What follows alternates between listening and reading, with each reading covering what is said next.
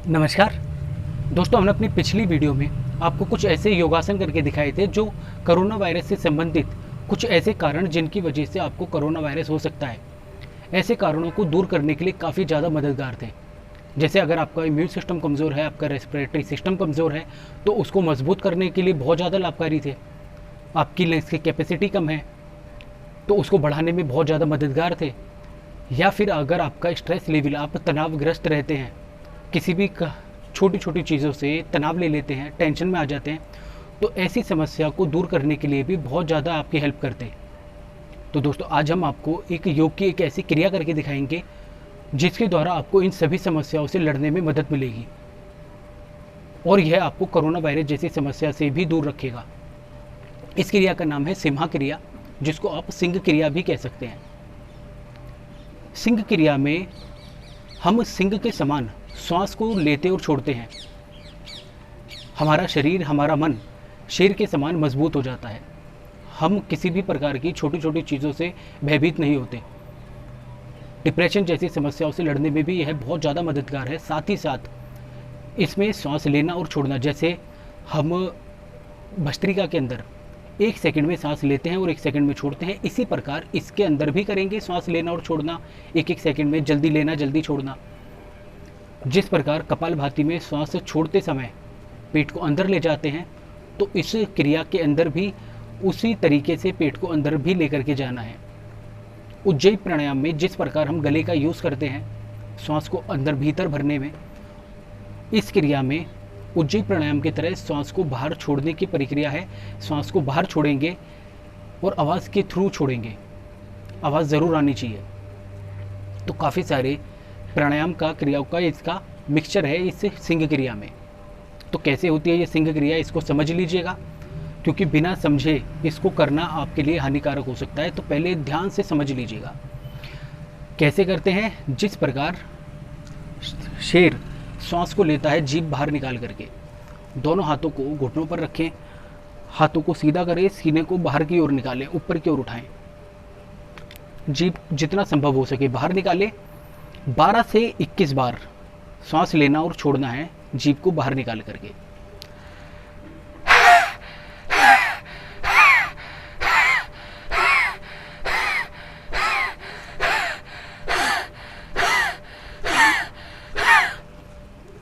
मैंने 12 बार आपको करके दिखाया, तो 12 बार इस प्रकार से जीभ को बाहर निकाल करके कीजिएगा। 12 बार जब ये क्रिया आपकी पूरी हो जाए, तो सेकंड स्टेप है जीभ को मोड़ने के, अंदर की ओर मोड़ करके रखें, तालू से टच करते हुए ऊपर की ओर ले जाते हुए जीभ को तालू से टच करें। जितना संभव हो सके उतना पीछे करें। हाथों की सहायता भी ले सकते हैं, परंतु आज का जो वक्त चल रहा है उसमें आप कोशिश करें कि हाथ को धो करके, और जब भी उंगली की हेल्प से आप जीभ को पीछे कर सकते हैं। अगर आपकी वैसे पीछे नहीं हो पाती, बाकी कोशिश कीजिएगा कि हाथों का यूज़ ना करें जीभ को टच करने में, क्योंकि खतरनाक हो सकता है थोड़ा। तो इसलिए जीभ का, उंगली का, हाथों का यूज़ मत कीजिएगा।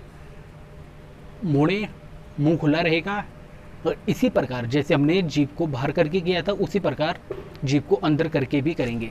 हाथ को ऐसे ही रखेंगे सीधा नीचे की तरफ दबाते हुए, घुटनों को सुखासन में रहें, नीचे की ओर दबाएं, सीना ऊपर।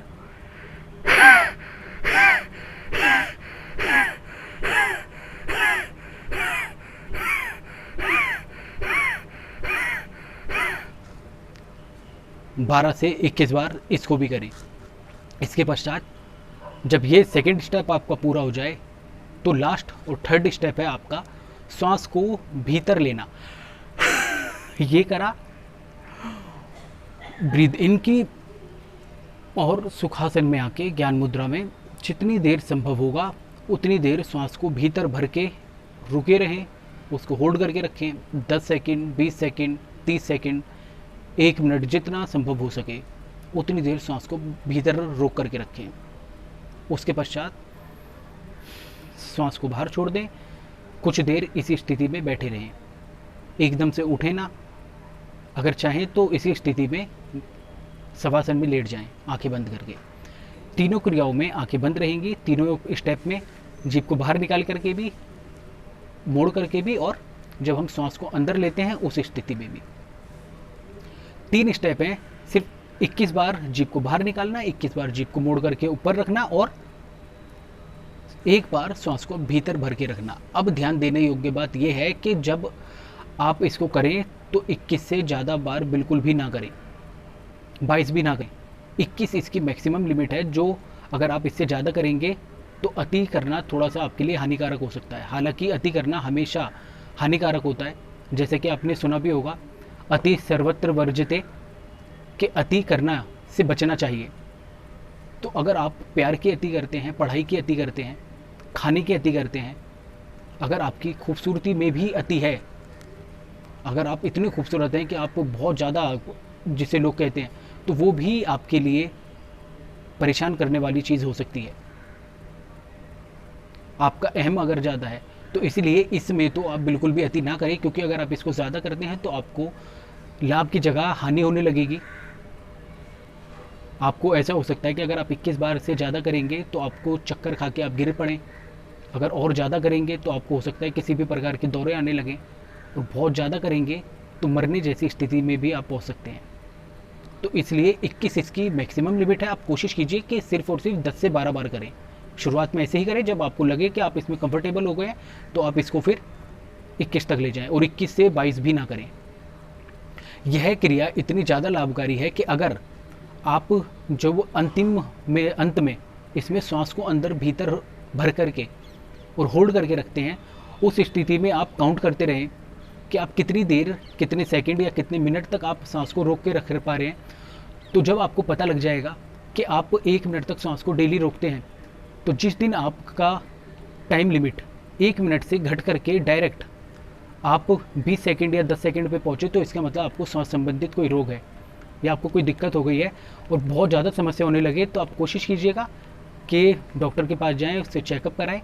और बाकी अगर आपको इस वीडियो से संबंधित कोई भी और जानकारी लेनी हो तो मुझे कमेंट सेक्शन में कमेंट करके भी पूछ सकते हैं।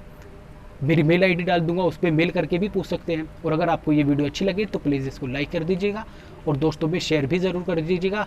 और चैनल को अगर सब्सक्राइब नहीं किया तो चैनल को सब्सक्राइब भी कर दीजिएगा। और मेरी कोशिश रहेगी कि मैं आपको कोरोना वायरस से लड़ने में जिस भी प्रकार की योग आपको हेल्प कर सकता है वो हेल्प आप तक पहुँचाऊँ। धन्यवाद।